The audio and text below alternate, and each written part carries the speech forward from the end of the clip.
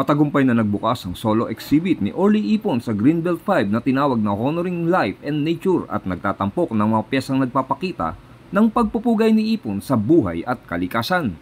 Ayon kay Ipon, mahilig siya sa mga paksa ng human interest at kalikasan kung kaya naman nasasalamin sa kanyang mga obra ang mga ito.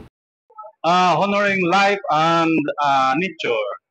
As a realist painter, mahilig ako sa mga human interest.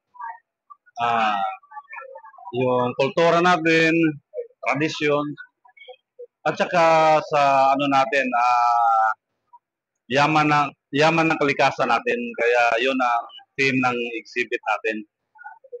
Maaaring bisitahin ang art exhibit na ito nang masaksihan at matuklasan kung bakit karapat-dapat sa titulong master si Orly Ipon. Hello sa mahilig sa art. Hope makadaan po kayo dito sa exhibit namin sa Greenbelt 5, Ayala.